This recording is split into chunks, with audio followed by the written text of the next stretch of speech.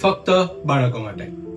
શું તમારું બાળક પણ 5 વર્ષથી નાનું છે અને જમતી વખતે પણ મોબાઈલ જોઈ છે અને વધારે પડતો મોબાઈલનો વપરાશ જો વધતો જતો હોય ને તો આ વિડીયો તમારા માટે છે.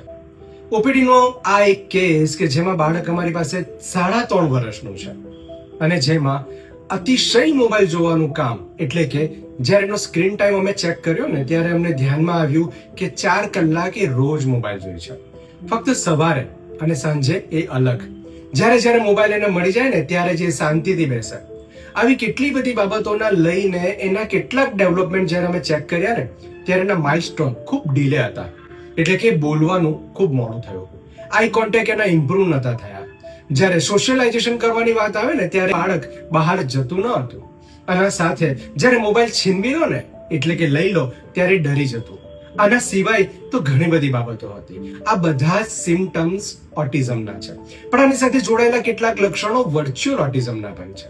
મોબાઈલના અતિ વપરાશના કારણોને લઈને આ બધા જ ઉપરના લક્ષણો એક લાંબા સમયથી દેખાય છે અને ઘણી બધી વખતે પેરેન્ટ્સ પોતાનું બાળક સંભાળી ન શકે ને ત્યારે પણ આ વર્તન સામાન્ય રીતે કરતું હોય છે અને આ વર્તનના લઈને ઘણી બધી વખતે બાળકનું ડેવલપમેન્ટ ડીલે થાય છે.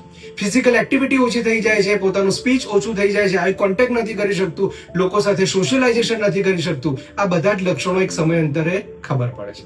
આ બધી જ બાબતોને માપી શકાય, ડેવલપમેન્ટલ સ્ક્રીનિંગ જાણી શકાય, પેરેન્ટ્સને કાઉન્સલ કરી શકાય અને ચાઇલ્ડ કાઉન્સેલર્સ આના માટે ABA થેરાપી, સ્પીચ ઓક્યુપેશનલ્સ અને રેમેડી અલગ અલગ રીતે કરતા હોય છે. આ બધી જ બાબતો સમજવી ખૂબ જરૂરી છે ફક્ત બાળકો માટે.